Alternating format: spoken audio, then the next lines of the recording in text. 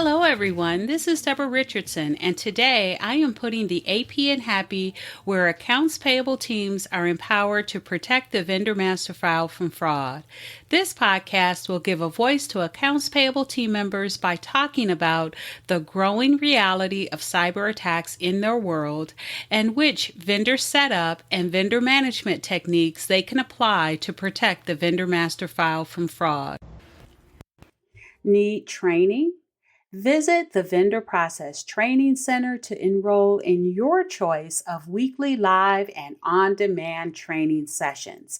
Plus, get access to vendor setup form templates and reference tools that will help you and your team avoid fraud, fines, and bad vendor data.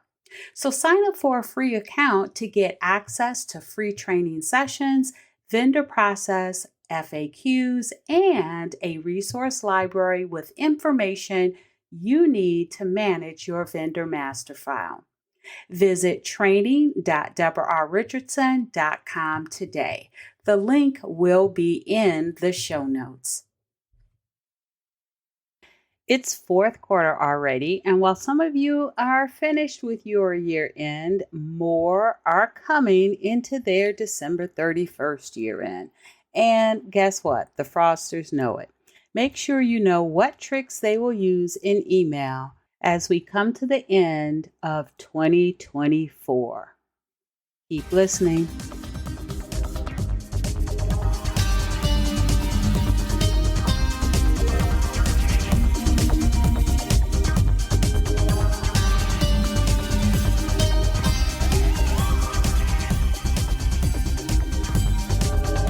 Welcome to episode 309, Avoid Fraud at Year End, 5 Email Tactics Fraudsters Use. Now make sure you listen to the end where I'll talk about how you can get some customized fraud training for your team. So before we get started with the 5 tactics, I just wanted to cite some research that I found from Osterman Research, if that's their correct name, if I said it right. But anyway, they talked about the technologies used for detecting and remediating business email compromise attacks. And again, that's where, and I'm sure you all know if you've listened to any of my podcasts or probably any other content anywhere about accounts payable fraud or vendor setup and maintenance fraud, but the tactics that are being used to detect and remediate BEC attacks, the highest percentage, actually 83%, 82%, and then also tied at 82% were the top 3. So security awareness training for employees, secure email gateway, and then multi-factor authentication. And then at 59%, it was phishing simulation testing. 55% AI-powered anti-phishing tools, and then 32% was dark web monitoring. So the point of this is that security awareness training for employees was the top one. So, it's kind of up to us sometimes to identify these fraudulent emails, which is why I say, make sure you have some internal control. So if you don't spot it, or if your team members don't spot it, because these fraudsters are getting very clever, right? Then you have some backup so that at least it won't, the fraudulent request won't be processed. But today we're talking about what these fraudsters are going to be doing. And also I wanted to mention it was either in this research or another study, I found that 15% of fraudulent emails actually do get through to your email inbox. And it wasn't another study. It was episode 153 of this podcast. I had a CISO on, and he was talking about how the IT team or your IT team can stop about 85% of fraudulent emails. And that's actually very good until you think about it the other way, that, 15% are going to come through. So think of how many emails you get per month, and 15% of them are potentially fraudulent. So let's talk about today 5 tricks that the fraudsters will use to get through to your email inbox or make it appear legitimate. All right, so the first one is really dependent upon the fact that fraudsters know that IT won't stop the flow of an email conversation. So this is what they will do. They will ask you if you are at your desk. They'll send an email and just say, "Are you at your desk?" Right? And you're like, "Yes, I'm at my desk." So you reply back, say, "Yes, I am at my desk." And then they will reply back with, right, a fraudulent or a malware attachment or a fraudulent request for to change vendors banking that might otherwise have been stopped by IT. But since you're in the flow, then IT will not stop the conversations. And so that means that it's going to, that PDF attachment that is fraudulent or maybe has malware in it will come through, because the normal 85% that might have stopped it won't. All right, so that's one. Now, the second one, actually, the next four all have to do with email address or email domain tricks. And so the first one, or the first of those four, the second trick that fraudsters will use is in email, the email domain, they'll have an extra digit. And this is an old one, but lazy fraudsters still do it because they have evolved, and we'll talk about that as we talk about the rest of the four, the other three. But they're still doing it, and this is one that we initially saw. This is one that everyone expects to see, but I got a little twist on this one. What about, right, those vendors that you have no idea what their email address is? Right? Because maybe you don't have an email address on file. Maybe you don't have their website on file, so you don't know what that domain is.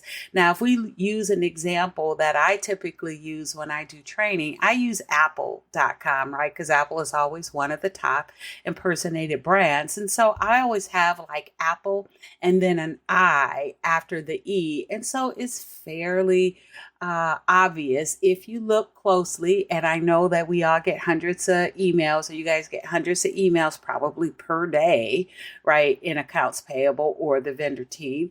And so if you look, you might find it, but there might be some vendors where, again, you don't know what their email domain is, so you don't know what their what it should be. And how do you know if it doesn't have an extra letter in it, right? How do you know it does have an extra letter in it? Maybe I should say it that way.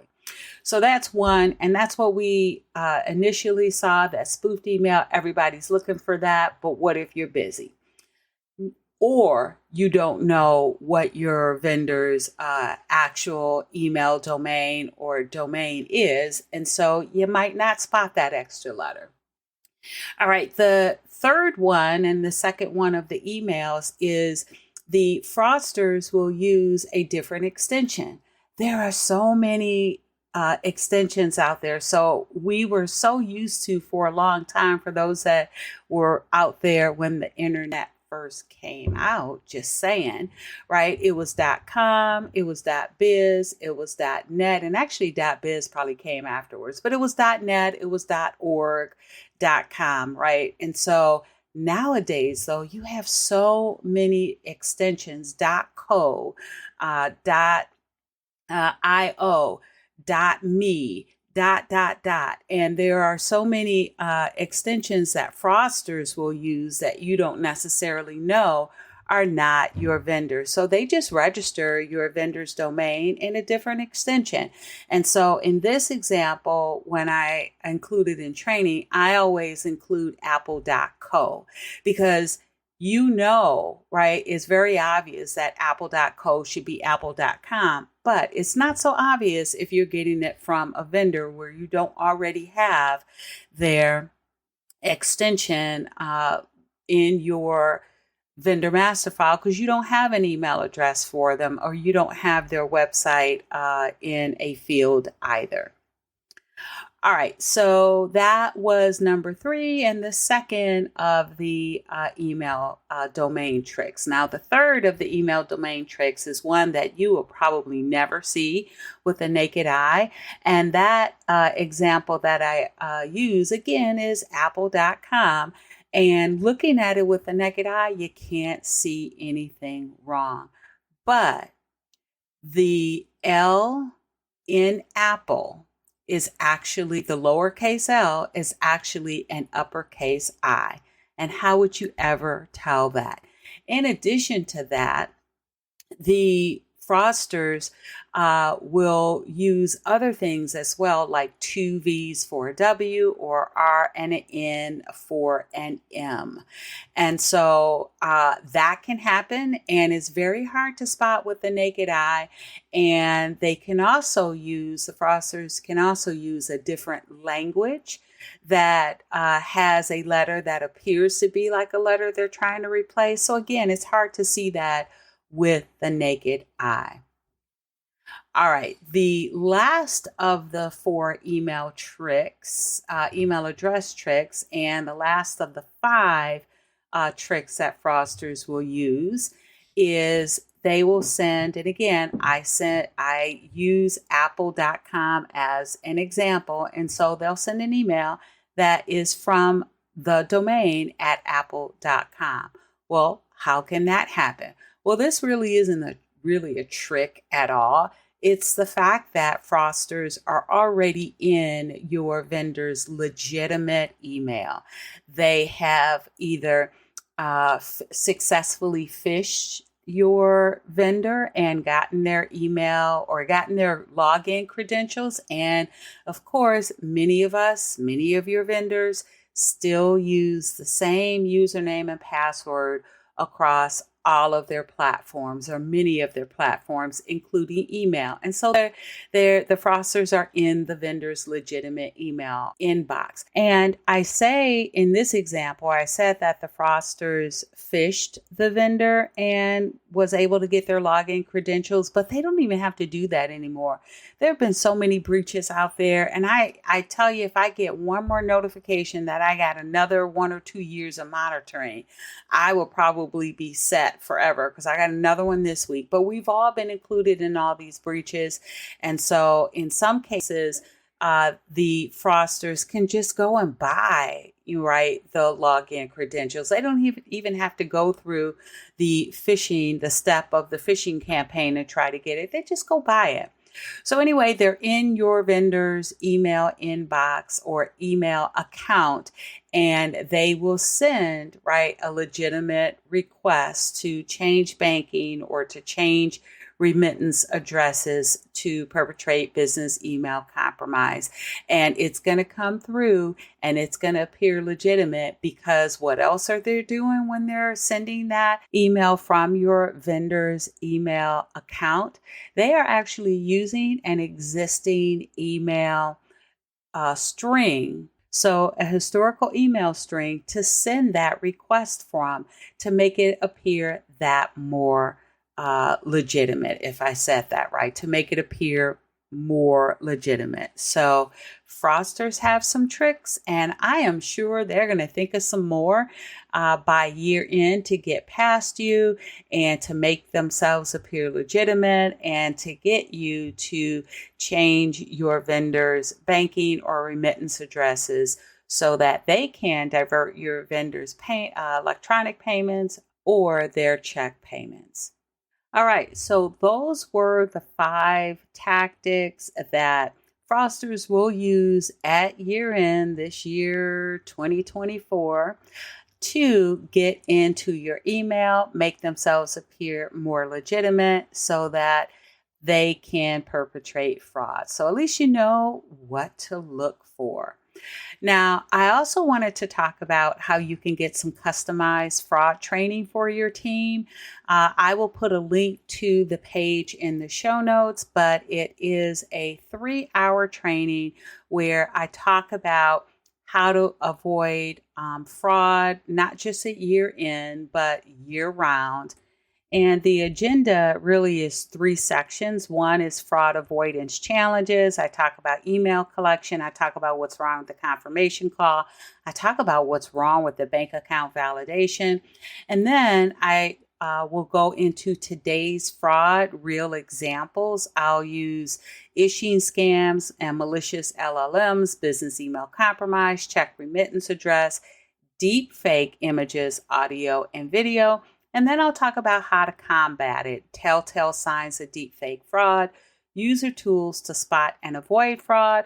And then I'll have talk about the fraud prevention framework of authentication validation management, ending with a 6-step process to avoid payment fraud.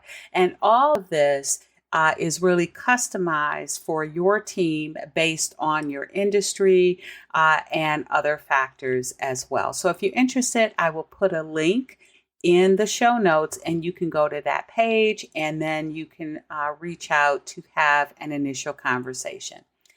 All right. Well, that is it for today. Thanks, everyone. I hope you enjoyed the 309th episode of the Putting the AP in Happy podcast, where accounts payable teams are empowered to protect the vendor master file from fraud. Don't forget to check the show notes for the links mentioned in the podcast. And if you enjoyed this episode, consider subscribing and writing a review of my podcast on the platform that you use to listen. Stay happy.